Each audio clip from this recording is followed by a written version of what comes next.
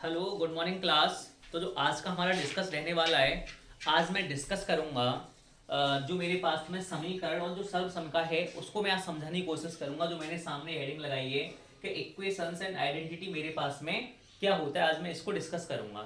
इससे पहले मैं 8 क्लास ऑलरेडी आपको पढ़ा चुका हूँ। आप उन क्लासों को जाके देखिए, पूरा उसमें डीएलएड का जो सेकंड सेम है वो हमारी सीरीज चल रही है मैथमेटिक्स की। एक या दो क्लास और होने वाली है, फिर मैं क्या है कम से कम जो कुछ क्वेश्चन पेपर कराऊंगा कि किस तरीके से क्वेश्चन पेपर मुझे देखने को मिलता है। तो आप इन सब वीडियो को बहुत ध्यान से देखो, और ध्यान से देखने के बाद में आपको ईच एंड एवरीथिंग क्लियर हो जाएगी कि मेरे पास में जैसे अभी मैं आज इक्वेशन की बात करूंगा, सर्वसंख्या की बात करूंगा, तो ये वाली पूरी चीज मैं आपके लिए क्लियर कर दूंगा। तो आप अच्छे तरीके से वीडियो देखें, और हमारी कोई ज़्यादा बहुत बड़ी वीडियो नहीं है, 30 से 40 मिनट की वीडियो है। आप इस वीडियो को देखें और देख के जो अपने साथ के मित्र हैं उन लोगों को साथ में शेयर भी करें, और ऐसा कोई भी डाउट रहेगा नहीं कि जो आपके समझ में नहीं आए। तो मैं उसी कड़ी को आगे बढ़ाते हुए अब जो मेरे पास में जो नेक्स्ट वीडियो है, नेक्स्ट टॉपिक है, वो है मेरे पास में इक्वेशंस एंड आइडेंटिटी। इनको मैं बोलता हूँ समीकरण और सर्वसमीकरण। तो ये होता क्या है, इसकी डेफिनेशन मैंने पहले ही लिख दी है, तो पहले आप समझने की कोशिश करो, फिर बाद में आप डेफिनेशन को राइट डाउन कर सकते हैं। इसकी डेफिनेशन में क्या बोला है कि इक्वेशंस होता क्या है, तो आप इक्वेशन को बहुत अच्छी तरीके से जानते हो। इक्वेशन का मीनिंग क्या है, हिंदी में इसको समीकरण बोलते हैं। समीकरण का मीनिंग है समानता। समीकरण का मीनिंग क्या है, समानता। ऐसे इक्वेशन की जो हिंदी होती है वो भी क्या होती है, समानता। तो वही सेम चीज मुझे यहाँ क्वेश्चन में गिवन है कि जो इक्वेशन है उसकी डेफिनेशन ये दी है कि दो राशियों के बीच में समानता दिखाने वाले कथन को मैं क्या बोलता हूँ, समीकरण बोलता हूँ। वही मेरे पास में यहाँ पे लिखा हुआ है, दो राशियों के बीच में समानता दिखाने वाले कथन को समीकरण कहते हैं। तो ये वाली बात आपकी क्लियर हुई, ठीक है। और हमारे इक्वेशन में क्या होता है, जैसे मैंने जो एक एग्जांपल यहाँ पे लिखा हुआ है 6x प्लस 3 इक्वल टू 9, मैंने इसे इक्वेट किया, इक्वल टू ये क्या हो जाएगा, 9 हो जाएगा, ठीक है। अब इसका मीनिंग ये हुआ कि जो यहाँ मेरे पास में जो x आ रहा है, ये x can take any value. x ऐसी कौन सी वैल्यू लेगा जिससे क्या है कि मेरी जो दोनों साइड है वो क्या हो जाए, इक्वल हो जाए। तो तुम्हारे दिमाग में आया कि सर मैं x इक्वल टू 1 रख के देखता हूँ। तुम्हारे दिमाग में क्या आया कि sir we are taking as x equal to 1, मैं x इक्वल टू 1 को लूंगा। तो x इक्वल टू 1 का मीनिंग क्या हुआ, जैसे मैंने यहाँ x इक्वल टू 1 लिया, ठीक है। तो x इक्वल टू 1 मैंने इसमें रखा, तो ये मेरे पास में क्या हो जाएगा, 6 इंटू 1 प्लस का 3, तो ये हो जाएगा 6 प्लस का 3, ठीक है। तो यहाँ मेरे पास में क्या आ गया, आंसर 9 आ गया। तो इसका मीनिंग ये हुआ कि जो मैंने ये इक्वेशन यहाँ पे लिखा है 6x प्लस 3 इक्वल टू 9, तो इससे क्या समझ में आया, इससे ये समझ में आया कि जो इक्वेशन है ये x इक्वल टू 1 के लिए मेरा क्या है, सेटिस्फाई है। तो यहाँ से एक चीज और मैं समझ पाया कि अगर मैं यहाँ x इक्वल टू 2 रखता, if we are putting at a place of x 2, ठीक है ना, मैं अगर x की जगह क्या रखता, 2 रख के देखता, तो यहाँ में अगर 2 रखता तो यहाँ कोई भी साइन नहीं है, तो मैं मल्टीप्लाई का साइन अज्यूम करता, 6 इंटू 2 क्या हो जाएगा 12, और 12 में अगर मैं 3 ऐड कर दूंगा तो मेरे पास में क्या है 15 आना चाहिए, लेकिन वी हैव द 9, तो वी कैन से कि x इक्वल टू 3 या 2 whatever the value we are taking it is not satisfy for x equal to 3 और x इक्वल टू 4 और whatever the value we are taking, जो भी value मैं ले रहा हूँ उसके लिए जो मेरा ये इक्वेशंस है वो सेटिस्फाई नहीं करता है। ये वाली बात आपके समझ में आई होगी। तो इससे एक डेफिनेशन और मेरे पास में निकल के आती है, ये लिखा हुआ है कि किसी समीकरण किसी विशिष्ट मान के लिए संतुष्ट होता है। विशिष्ट मान का मीनिंग क्या है, जैसे मैंने यहाँ x इक्वल टू 1 लिया, तो this is the special value, this is the special value और satisfied value for this equation. इस इक्वेशन के लिए कैसी वैल्यू है, एक स्पेशल वैल्यू है, एक सेटिस्फाइड वैल्यू है, जिससे क्या है कि जो ये इक्वेशन है वो क्या है, सेटिस्फाई कर पा रहा है। और x इक्वल टू 1 लेने पर मेरी दोनों साइड्स कैसी हो जाएंगी, LHS, जो ये वाली साइड है इसको मैं क्या बोलूंगा, LHS, ये मेरी LHS होती है, ठीक है, लेफ्ट हैंड साइड, और इसको मैं क्या बोलता हूँ, RHS, हिंदी में क्या बोलता हूँ इसको, दायां पक्ष, और इसको मैं क्या बोलूंगा, बायां पक्ष, ठीक है। ये वाली बात समझ में आई। और एक लाइन और मैंने इक्वेशन में लिखा है, वो मैंने क्या लिखा हुआ है उसको भी ध्यान से समझो। समीकरण में एक या एक से अधिक चर और अचर राशि होती हैं।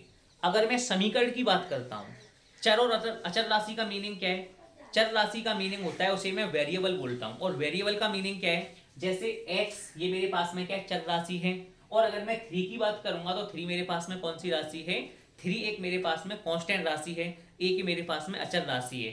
तो क्या समझ में आया यहाँ से कि ये तो मेरे पास में कैसी राशि हो गई, अचर राशि हो गई, ये भी अचर राशि है, ये भी अचर राशि है, और जो 6 और ये x है, x मेरे पास में कैसी राशि है, ये मेरे पास में एक चर राशि है, एक ये वेरिएबल है। तो ये भी क्वेश्चन में लिखा है कि कोई भी अगर समीकरण होगा उसमें एक या एक से अधिक चर और अचर राशियां हो सकती हैं। जैसे अगर मैंने कोई भी इक्वेशन इस तरीके से भी लिखा, इस तरीके से लिखा कि x plus y equal to 9, तो यहाँ देखो दो चर राशि हैं और एक मेरे पास में क्या अचर राशि है, तो ये भी मेरे पास में क्या, ये भी एक इक्वेशन है, ठीक है, ये भी एक मेरे पास में समीकरण है। इतनी बात समझ में आई। अगर ये बात समझ में आती है तो इससे मैं थोड़ा सा आगे और चलता हूँ और समीकरण के किस तरीके के टाइप होते हैं और तुम्हारे सिलेबस के अंदर कौन सा टाइप है उसको भी मैं डिस्कस करने वाला हूं। तो देखो थोड़ा सा आगे चलते हैं, क्या दिया है थोड़ा सा आगे। अब हम समीकरण को डिफाइन करेंगे। समीकरण के मैंने दो पार्ट में डिवाइड किया, ठीक है, जैसे समीकरण की तो मैं बात कर ही रहा हूं इक्वेशन की, तो अब मैंने क्या किया, इसको 2 पार्ट में डिवाइड किया। तो 2 पार्ट वो कौन से होने वाले हैं आप उनको ध्यान से देखो। जैसे मैंने यहाँ समीकरण लिखा, ये मेरे पास में है समीकरण, ठीक है, ये मेरे पास में है समीकरण, और इसमें क्या लिखा, इसके 2 पार्ट मैंने किए। एक तो मैंने इनको बांटा घात के आधार पर, मतलब घात मतलब पावर के आधार पर, ठीक है, घात के आधार पर मैंने इसको डिवाइड किया, और एक मैंने इनको डिवाइड किया चर के आधार पर, चर के आधार पर। तो घात के आधार पर जो मेरे पास में सबसे फर्स्ट इक्वेशन होती है वो मेरे पास में होता है रेखिक समीकरण, ठीक है, उन्हें मैं बोलता हूं रेखिक समीकरण। अगर मैं इंग्लिश में बोलूंगा इन्हें तो ये मेरे पास में होते हैं लीनियर इक्वेशन, ठीक है, इनको समझो ध्यान से।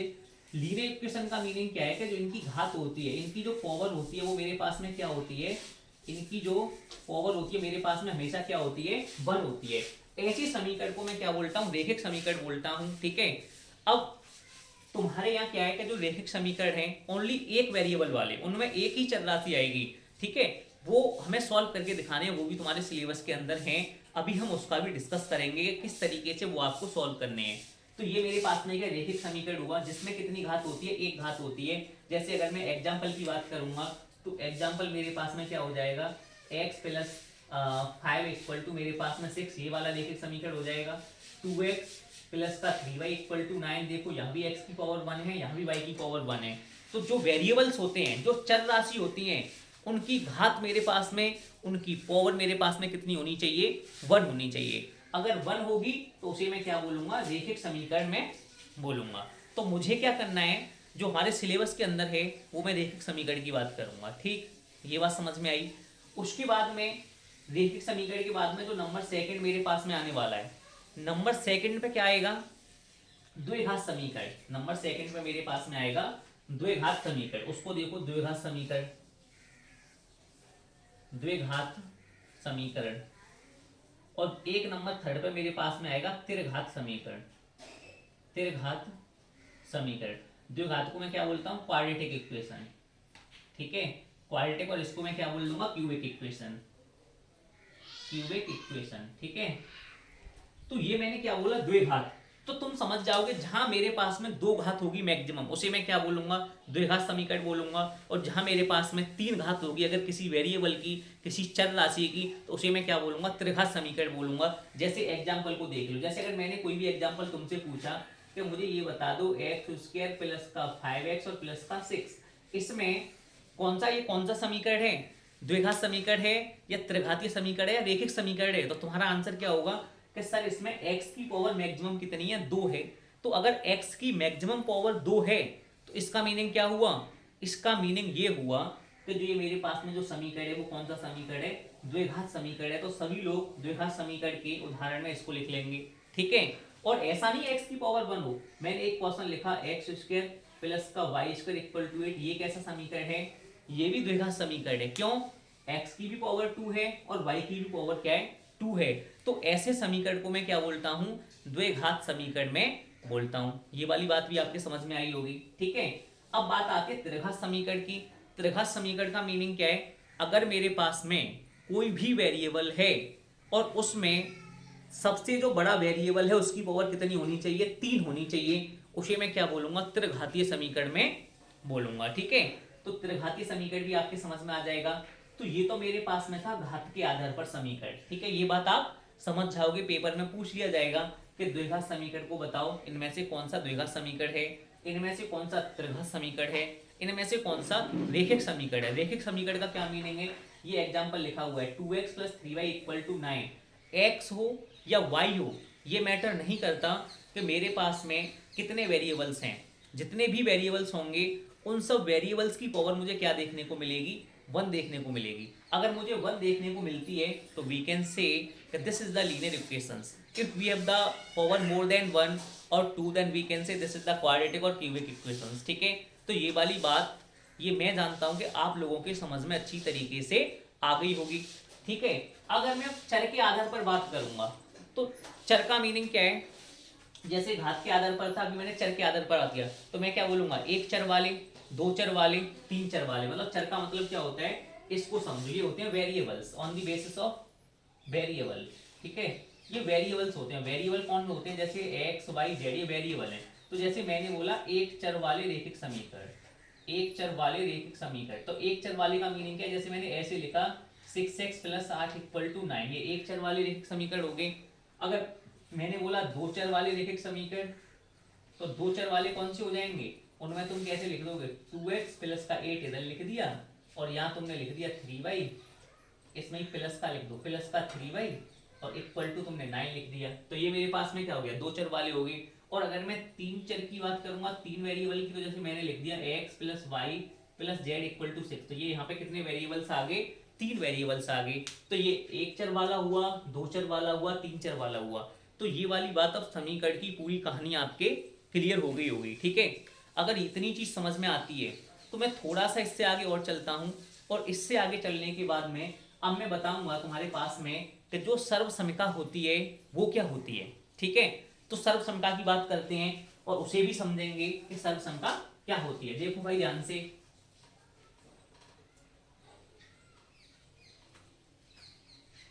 ये खुद की मेरी अपनी डेफिनेशंस हैं। ठीक है, मैं अपने हिसाब से डेफिनेशंस को राइट डाउन करता हूं, तो आप भी उन्हीं डेफिनेशन को देखें, पढ़ें और सीखें। तो जो मैं अभी बात करने वाला हूं, अब मैं आपसे बात करूंगा सर्वसमिका की, कि सर्वसमिका मेरे पास में क्या होती है। तो देखो सर्वसमिका का क्या मीनिंग है। सर्वसमिका का मीनिंग ये होता है मेरे पास में कि अगर मैं कभी भी सर्वसमिका की बात करूंगा तो मैं इसकी डेफिनेशन क्या लिखूंगा, किसी भी मान के लिए, मैंने लिखा किसी भी मान के लिए जो बायां पक्ष होता है, मतलब LHS, बायां पक्ष और दायां पक्ष बराबर होते हैं। कैसे होते हैं, बराबर होते हैं। ठीक है भाई, लिख लो डेफिनेशन को, बराबर होते हैं। तो ये मैंने चीज बताई, कितनी अच्छी चीज है कि किसी भी मान के लिए अगर मैं बाएं पक्ष की बात करूं और दाएं पक्ष की बात करूंगा तो वो दोनों कैसे होंगे, हमेशा समान होंगे। तो उसी में क्या बोलूंगा, सर्वसमिका बोलूंगा। जैसे मैं एक डेफिनेशन लिख के दिखाता हूं, जैसे एक क्वेश्चन में एग्जांपल लेके दिखाता हूं। जैसे मैंने बोला, इधर लिखा 2x + 1 और यहाँ मैंने लिख दिया इसका मल्टीप्लाई करके 2x + 2। तो ये मेरे पास में क्या है, ये मेरे पास में LHS है। ठीक है, देखो भाई ध्यान से, ये मेरे पास में LHS और ये मेरे पास में क्या है, RHS। तो मैंने क्या लिखा है कि किसी भी मान के लिए, किसी भी मान का मीनिंग क्या है कि x can take any value. अगर x कोई भी वैल्यू ले सकता है, तो मैंने बोला, तुम्हारे दिमाग में आया कि सर मैं x = 4 ले लेता हूं या मैं x = 5 ले लेता हूं। तो देखो मैं बताता हूं, मैंने पहले लिया x = 4। जब मैंने x = 4 लिया तो मेरे पास में x = 4 के लिए, जैसे मैंने बताया कि x = 4 के लिए मैंने वैल्यू रखी, इधर भी मैं x = 4 रखूंगा, इधर भी मैं x = 4 रखूंगा। अगर ये दोनों वैल्यू बराबर आती हैं तो दोनों में मेरे डिफरेंस समझ में आ जाएगा। डिफरेंस अभी समझ में आएगा कि डिफरेंस मेरे पास में क्या होता है। देखो मैंने x = 4 रखा इधर, तो ये मेरे पास में 2 है, x के मैंने 4 रखा +1, तो ये हो जाएगा 2 × 5 और ये क्या आ गया मेरे पास में 10 आ गया। ठीक है, अगर मैंने इधर रखा तो ये मेरे पास में क्या हो जाएगा, 2 × 4 + 2, तो ये हो जाएगा 8 + 2, तो मेरे पास में क्या आ गया, 10 आ गया। तो क्या दोनों वैल्यू बराबर आई है, नहीं आई है? तो मैं बताऊंगा कि हाँ साहब मेरे पास में दोनों वैल्यू कैसी हैं, बराबर हैं साहब। ठीक है, अब ये मैंने x = 4 के लिए रखा, अब मैं यहीं पे x इक्वल टू 5 लेता हूँ, जैसे मैंने लिया अब x इक्वल टू 5, तो तुम्हें पता है जब मैं 5 यहाँ रखूंगा 5 और 1 क्या हो जाएगा 6, 6 टू जा 12, ठीक है। मैंने यहाँ 5 रखा, 5 टू जा 10 और 2 12। तो तुम्हें एक बात समझ में आई होगी कि जो मैंने क्या लिखा है डेफिनेशन में, किसी भी मान के लिए बायां पक्ष और दायां पक्ष कैसा होता है, बराबर होते हैं। ये मैंने बात लिखी है, किसी भी मान के लिए, मान मतलब किसी भी वैल्यू के लिए, किसी भी x की वैल्यू के लिए। तो अगर मैंने x इक्वल टू 4 लिया फिर भी वैल्यू मेरे पास में सेम आई, और अगर मैंने x इक्वल टू 5 लिया फिर भी मेरे पास में वैल्यू क्या आई, सेम आई। दोनों में डिफरेंस क्या हुआ, दोनों चीज हमने राइट डाउन कर ली। तो डिफरेंस करने का मीनिंग है एक साइड समीकरण लिखो, एक साइड में सर्वसमीकरण डालो और उनकी डेफिनेशन को डिफाइन कर दो। एक तो इस तरीके से डिफरेंस क्रिएट कर सकते हैं। दूसरा, अगर मेन डिफरेंस की बात करूंगा तो हमेशा जैसे मेरे पास में इक्वेशन है और जो सर्वसमीकरण होती है, तो इक्वेशन का मान हमेशा इक्वल आता है, कभी भी उसका मान ना ज़्यादा आएगा ना कम आएगा। लेकिन सर्वसमीकरण की जो वैल्यू आती है, जैसे ये मैंने वैल्यू लिखी, ये ज़्यादा भी हो सकती है और कम भी हो सकती है। पहला तो ये डिफरेंस है। और दूसरा डिफरेंस मेरे पास में क्या है कि जो इक्वेशन की मैं बात कर रहा था, जो मैंने अभी समीकरण की बात की थी, उस समीकरण में मैंने क्या बताया था कि x किसी एक वैल्यू के लिए ही सेटिस्फाई करेगा। ऐसा नहीं है कि x 4 भी ले लेगा और 5 भी ले लेगा, ऐसा समीकरण में नहीं होता है।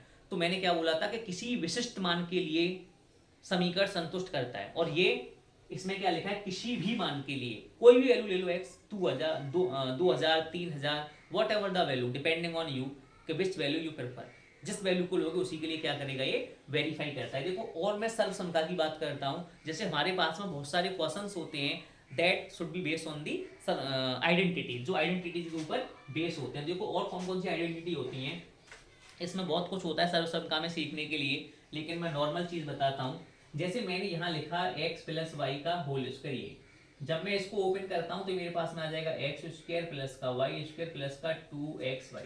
यहाँ मैंने लिखा तुम्हारे पास में x प्लस वाई का होल क्यूब, तो ये मेरे पास में आ गया एक्स क्यूब प्लस का वाई क्यूब प्लस का 3xy और ब्रैकेट में x प्लस का वाई। ये सब क्या है, मेरे पास में आइडेंटिटीज हैं।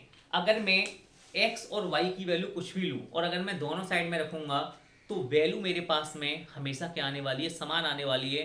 और वैल्यू हमेशा मेरे पास में क्या आएगी, इक्वल आएगी। तो इसको मैं क्या बोलता हूँ, सर्वसमता बोलता हूँ। ठीक है भाई, अगर इतनी चीज समझ में आती है तो अब मैं क्या करूँगा, तो मैं थोड़ा सा आगे चलूंगा और आगे चल के जो तुम्हारे सिलेबस में एक पार्ट गिवन है कि एक चर वाले और जो दो चर वाले होते हैं, ठीक है, एक चर वाले पूछे हैं, रैखिक समीकरण को सॉल्व कैसे करेंगे, उनके बारे में मैं आपसे बात करता हूँ भाई। देखो भाई कैसे सॉल्व करेंगे।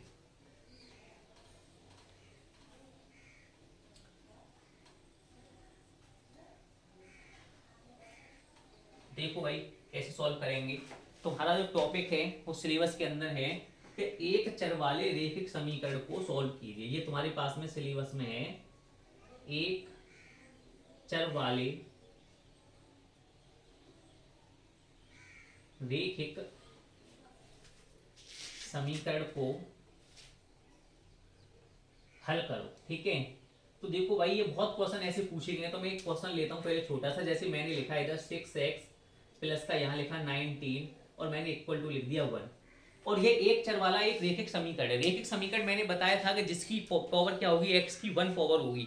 x की वैल्यू यहाँ पे क्या है, मेरे पास में 1 है, तो ये क्या हुआ, रैखिक समीकरण हुआ। ठीक है, ये मैंने बताया था। और मुझे इसको सॉल्व करना है, तो सॉल्व मैं कैसे करूंगा, जब भी कभी मैं रैखिक समीकरण को सॉल्व करता हूं तो आपको ये वाली बात समझनी है कि जैसे ये 19 है, ये मेरे पास में क्वेश्चन है, तो मैं क्या करूंगा, ये 19 मेरे पास में कांस्टेंट है, 19 मेरे पास में अचर राशि है, तो हमेशा मैं नंबर्स को नंबर्स के साथ रखता हूँ। जैसे संख्या है तो मैं संख्या के साथ में रखूंगा, जैसे 19 है तो मैं क्या करूंगा, 1 के साथ में, 2 के साथ में, नंबर के साथ में रखूंगा। और अगर मेरे पास में यहाँ x होता तो मैं फिर मैं x के साथ में रखता। तो मैंने क्या किया कि अगर मैं इसको इधर ले जाऊंगा तो यहाँ तो मेरे पास में 6x है ही है, इक्वल टू ये 1 भी यहाँ है, इसको मैं इधर ले जाऊंगा तो किसका हो जाएगा, ये 1 माइनस का 19। अब 1 माइनस 19 का क्या मीनिंग है, कितना बचा यहाँ पे, माइनस का 18, क्योंकि माइनस का ज्यादा, इधर क्या बचा 6x। अगर मैं यहाँ से x निकालूंगा तो क्या हो जाएगा, माइनस का 18/6 और 6 से ये कैंसिल हो जाएगा, माइनस का 3। तो जो x की वैल्यू है मेरे पास में क्या आई, माइनस की 3 आई। तो इसी को मैं क्या बोलता हूँ, एक चर वाले रैखिक समीकरण में बोलता हूँ। ठीक है, एक क्वेश्चन में भी और बताऊंगा, उसके बाद में फिर ये पूरी जो स्टोरी है ये पूरी स्टोरी तुम्हारी क्या हो जाएगी, फिनिश हो जाएगी। सिंपल क्वेश्चन होते हैं, एक या दो क्वेश्चन में और थोड़ा स्पीड से बताने की कोशिश करूंगा कि किस टाइप में जो क्वेश्चन होते हैं वो तुमसे पूछे जा सकते हैं। देखो भाई, एक क्वेश्चन मैंने यहाँ पे और लिया, देखो दिख रहा होगा आप सभी को। अब मैंने एक क्वेश्चन ये लिया तुम्हारे पास में 6x प्लस का 9 इक्वल टू 3x प्लस का 2, ये एक क्वेश्चन लिया। इसमें भी क्वेश्चन किस तरीके से आएगा कि x की वैल्यू फाइंड आउट करो, x की वैल्यू क्या होने वाली है। तो देखो मैं कैसे निकालूंगा, ये मेरे पास में भैया यहाँ पे क्या है 6x है, इसको मैं इधर ले जाऊंगा, x को x के साथ लाऊंगा 3x आ गया, 2 मेरे पास में यहाँ था, इस 9 को मैं उधर ले जाऊंगा तो क्या हो जाएगा मेरे पास में माइनस का 9, यहाँ पे क्या बचेगा 3x और यहाँ पे क्या बचेगा माइनस का 7। अगर मैं x की वैल्यू निकालूंगा तो ये -7 तो ऐसे ही रहेगा, और जो 3 के साथ में जो भी कुछ होता है वो कहाँ चला जाएगा, नीचे चला जाएगा। तो दिस इज द 7/3। तो ये मेरे पास में क्या आ गया भाई साहब, आंसर आ गया। तो इस तरीके से आता है कि x का मान निकालो। बताओ भाई समझ में आ गया होगा, निकालो, ठीक है जी। इस तरीके से क्वेश्चन मुझे देखने को मिलता है। अब देखो मैं और एक चीज बताऊं, और कैसा क्वेश्चन आता है देखने को, वो भी तुम्हारी समझ में आ जाएगा। अगर ये दोनों क्वेश्चन समझ में आ गई तो मैं एक क्वेश्चन आपको और बताता हूं, वो कौन सा क्वेश्चन आएगा। देखो भाई, जैसे क्वेश्चन में आपके पास गिवन है, जैसे यहां लिखा है 2x प्लस का 4, यहां लिखा है 3x माइनस का 8 और इक्वल टू लिखा है 3/7। ऐसा क्वेश्चन आ जाएगा कि x की वैल्यू को फाइंड आउट करो क्या आने वाली है। तो ऐसे क्वेश्चन को मैं कैसे करता हूं, इसका मल्टीप्लाई इसमें, इसका मल्टीप्लाई इसमें, क्रॉस मल्टीप्लीकेशन करूंगा। कैसे लिखूंगा, 7 2x प्लस 4, 7 मैंने लिखा, 2x प्लस 4 यहाँ ले लिया, इक्वल का साइन लगाया, 3 मेरा यहाँ है ही, इसको इसके पास में पहुंचा दूंगा 3x माइनस का 8, मल्टीप्लाई किया, ये हो जाएगा 14x प्लस का 28 इक्वल टू 9x माइनस का 24। ठीक है, अब x को एक साथ लेके आना है, उसी जैसा क्वेश्चन बन गया। ये तुम्हारे पास में 14x है, ये आ जाएगा माइनस का 9x इक्वल टू माइनस का 24 और माइनस का 28। तो यहाँ कितना बचेगा, 14 माइनस 9, ये बचेगा 5x। ठीक है, ये कितना हो जाएगा, ये हो जाएगा तुम्हारे पास में 52 किसका, माइनस का, x इक्वल टू यहाँ से आ जाएगा माइनस का 52/5। तो ये तुम्हारे पास में क्या है भाई साहब, आंसर आ गया। ठीक है जी। तो इस तरीके से जो ये वाली कंडीशंस हैं, ये सब मेरे पास में एक चर वाले रेखिक समीकरण को सॉल्व करने की कंडीशन है। तो इतनी सारी चीजें जो मैंने आपको बताई हैं, इनको आप बहुत आसानी से सीख सकते हो। अब मैं इसी के अंदर कभी कभी, जैसे मैंने देखा है डीएलएड के पेपर में, कभी द्विघात समीकरण को पूछ लेता है सॉल्व करने के लिए, तो मैं द्विघात समीकरण को सॉल्व करना बताऊंगा, 2 क्वेश्चन बताऊंगा बहुत अच्छे तरीके से।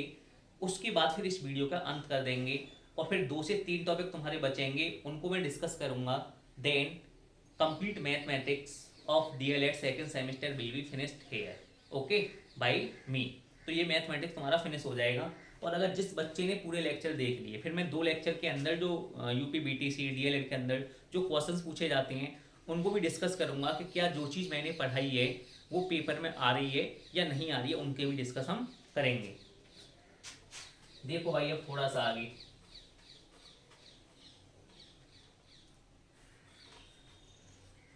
और देखो तुम्हारे सिलेबस में दिया हुआ है कि जो बीजीय व्यंजक होते हैं उनका मल्टीप्लाई करना भी गिवन है। ठीक है, तो जो बीजीय व्यंजक होते हैं उनका मल्टीप्लाई करना, मैंने तुम्हें उस दिन अपनी जो एक वीडियो मैंने बना के वो बता दिया ऑलरेडी कि मल्टीप्लाई कैसे करेंगे। तो उस वाली वीडियो में आप बीजीय व्यंजनों का मल्टीप्लाई सीख सकते हैं। देखो मल्टीप्लाई कैसे करते हैं, जैसे ये मेरे पास में यहाँ x प्लस 3 है, यहाँ मेरे पास में x प्लस 5 है, तो इनका मल्टीप्लाई करना है। तो मैंने x को ले लिया, ठीक है, इनका क्या करना है, मल्टीप्लाई करना है। तो मल्टीप्लाई कैसे करते हैं, मैंने x को ले लिया इस वाले को, और फिर इस पूरे ब्रैकेट को अपने साथ में लूंगा, प्लस मैंने यहाँ से 3 को ले लिया, इस पूरे ब्रैकेट को मैं अपने साथ में लूंगा।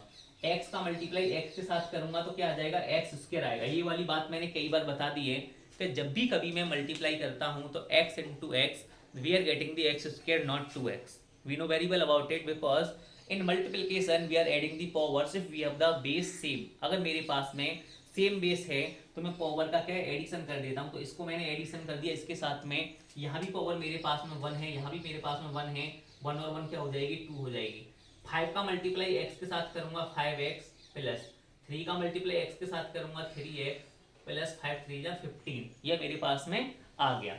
यहाँ मेरे पास में आ गया x स्क्वायर प्लस ये दिस इज द 8x, और प्लस का मेरे पास में क्या आ गया 15 आ गया, और यहाँ पे मेरे पास में क्या है this is the answer we have. अब ये तो मैंने मल्टीप्लाई करना सीखा, मैंने बता भी दिया है, जो लास्ट वीडियो मैंने कराई थी सेकंड वाली, तो each and everything we have discussed, ठीक है। अब ये नेक्स्ट एक और कंडीशन है, वो चीज़ मैंने अभी नहीं बताई है कि फैक्टर करना, गुणनखंड हम कैसे करेंगे अगर मेरे पास में कोई भी द्विघात इक्वेशन है, तो उसे कैसे करेंगे उसे समझो। देखो भाई, ये बहुत इंपॉर्टेंट चीज़ है, 2 क्वेश्चन में बताऊंगा। गुणनखंड करना फैक्टर के, ठीक, गुणनखंड करना, गुणनखंड करना या उसे बोलते हैं फैक्टर। जैसे अगर मेरे पास में कोई इक्वेशन इस तरीके से एक्स स्क्वायर प्लस का 5x और प्लस का 6 इक्वल टू 0 दे दिया, या 0 को छोड़ो बस खाली ये दे दिया इक्वल टू 0 मान लेते हैं। तुमसे पूछा कि इस वाले इक्वेशन के फैक्टर करो, और फैक्टर करके x की वैल्यू निकालो क्या होने वाली है। तो मैं देखो x की वैल्यू कैसे निकालूंगा। देखो भाई, हमेशा कभी भी मैं ऐसे फैक्टर करता हूं तो कुछ इसकी कंडीशंस होती हैं, इसकी कुछ कंडीशन है वो लर्न कर लो। पहले ये देखना होता है हमें कि जो x का कोफिशिएंट है, कोफिशिएंट का मीनिंग x का जो मल्टीप्लिकेशन है, मतलब x के साथ में यहाँ पे कोई नंबर है या नहीं। तो हमेशा क्या है कि जो एक्स स्क्वायर है ना, एक्स स्क्वायर का कोफिशिएंट, कोफिशिएंट मेरे पास में हमेशा क्या होना चाहिए, 1 होना चाहिए। पहली तो ये कंडीशन मुझे देखनी होती है। अगर एक्स स्क्वायर का कोफिशिएंट 1 है, देन फिर मुझे क्या देखना होता है, यहाँ पे साइन देखना होता है, यहाँ प्लस का साइन है, यहाँ मेरे पास में माइनस का साइन है। अगर यहाँ पे प्लस का साइन हुआ तो प्लस का साइन ये कहता है कि जब मैं मल्टीप्लाई करूं, जब मैं गुणा करूं तो 6 आए, तो 6 आए। तो ये प्लस का साइन तुमसे क्या कहता है कि जब मैं गुणा करूं तो 6 आए, और जब मैं जोड़ूं तो जोड़ने पे कितना आ जाए, 5 आ जाए, ठीक है। ये तुमसे प्लस का साइन कहता है कि जब मैं गुणा करूं तो 6 आए। किसी भी ऐसे 2 नंबर का गुणा मुझे करना है कि जब मैं उनका मल्टीप्लाई करता हूं तो मेरे पास में 6 आना चाहिए, और जब मैं उन्हीं नंबर को दोनों को आपस में ऐड करता हूं तो मेरे पास में 5 आना चाहिए। तो अगर मैं 3 इंटू 2 का मल्टीप्लाई कर दूंगा तो 3 इंटू 2 मेरे पास में क्या हो जाएगा, 6 हो जाएगा, और जब मैं 3 और 2 को ऐड करूंगा तो मेरे पास में क्या हो जाएगा, 5 हो जाएगा। तो देखो वही चीज मैंने बताई है, ये तुम्हें क्वेश्चन पेपर में राइट डाउन नहीं करनी है, this is only for the understanding, ठीक है। आपको यहाँ से अंडरस्टैंडिंग करनी है कि ये किस तरीके से सर ने क्वेश्चन बताया है। तो देखो यहाँ से मेरे पास में क्या आया, एक्स स्क्वायर आया, प्लस का 5x आया, प्लस का 6 आया। तो मैंने क्या बोला है कि एक्स स्क्वायर प्लस मल्टीप्लाई करें तो 6, एडिशन करें तो 5। तो मैं इसे कैसे लिख दूंगा, 3 प्लस का 2x प्लस का 6। तो ये मेरे पास में हो गया एक्स स्क्वायर प्लस, इसका मल्टीप्लाई करूंगा 3x प्लस ये हो गया 2x प्लस का 6, ये मेरे पास में हो गया, ठीक है भाई। अब यहाँ से इन दोनों से और इन दोनों से मुझे क्या करना है, x को कॉमन लेना है। तो अगर मैंने यहाँ से x कॉमन लिया तो मेरे पास में क्या बचेगा, एक x यहाँ बचा, यहाँ 3 बचेगा, प्लस यहाँ से मैंने 2 कॉमन लिया तो क्या बचेगा, x प्लस 3। तो एक ब्रैकेट में x प्लस 2 मेरे पास में आया, और एक ब्रैकेट में क्या आया, x प्लस 3 आया, इक्वल टू 0। जब भी कभी 0 होती है इधर, ये सब इक्वेशन में क्या है, इधर भी 0 है, सब जगह 0 है, ठीक है। तो जब भी कभी 0 होती है तो x प्लस 2 और जो x प्लस 3 की जो वैल्यू है, तो मैं क्या करूंगा, इनको आगे कैसे करूंगा कि if x plus 2 equal to 0, तो यहाँ से x बराबर आ जाएगा -2, एक तो ये वैल्यू आएगी, और अगर x प्लस 3 इक्वल टू 0 है तो x की वैल्यू क्या आ जाएगी, -3 आ जाएगा। कोई मैंने मैजिक नहीं किया, ये जो मेरे पास में 2 है, अगर मैं इस 2 को इधर ले जाऊंगा तो मेरे पास में क्या आ जाएगा, -2 आ जाएगा, और अगर मैं इस वाले 3 को इधर ले जाऊंगा तो दिस इज दी -3। तो ये मेरे पास में कंडीशंस होती हैं चर राशि की, अचर राशि की। जब मैं नेक्स्ट क्लास में आऊँगा तो नेक्स्ट क्लास में हम डिस्कस करेंगे स्क्वायर के बारे में, रेक्टेंगल के बारे में, त्रिभुज के बारे में, और उनके कुछ क्वेश्चंस को डिस्कस करेंगे।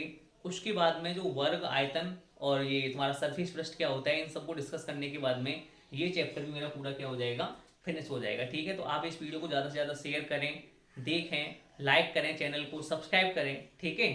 थैंक यू क्लास, धन्यवाद।